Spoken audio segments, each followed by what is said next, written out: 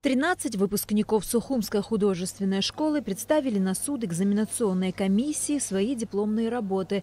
4 года учебы позади, а значит, самое время показать, чему они научились у своих именитых преподавателей. Несмотря на ограничения, введенные в связи с распространением коронавирусной инфекции, в училище старались проводить запланированные занятия как практические, так и онлайн. Знаменательный день сегодня – защита дипломных работ, который определяет степень подготовки наших студентов под руководством Министерства культуры. Ежегодно мы проводим практические занятия. Постарались онлайном или на расстоянии каким-то методом наблюдения.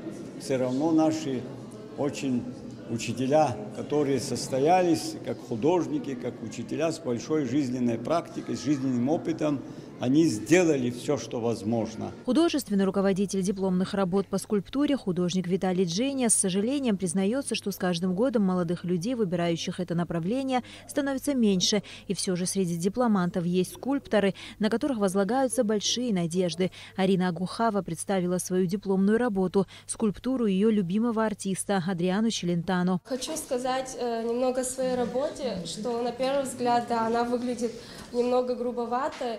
И я хочу добавить, что она не только грубая, но и очень живая работа, так как это мой стиль, это мой почерк. Я считаю, что лепка должна быть немного грубоватой, и получилось именно так, как я и хотела. Я не пыталась сделать просто копию, а хотела уловить его харизму, именно, чем он и отличается, и характер. Хорошо освоила законы пластики. И видно, что с хорошим руководителем вы работали, учились. И мы просто желаем вам в будущем, чтобы вы продолжили профессиональную деятельность. Это самое главное для нас. Успехов! 5 выпускников уже приняли решение продолжить образование по специальности. Некоторые поступили на отделение живописи в АГУ, другие – в высшие учебные заведения России. Для меня выбранная тема была достаточно очень важна, потому что семья все-таки для меня это олицетворение семьи, когда все в гармонии, все хорошо, и семья – это поддержка, любовь и опора. Министр культуры Гудиса Агарба отметил, что министерство готово оказать поддержку особо одаренным студентам.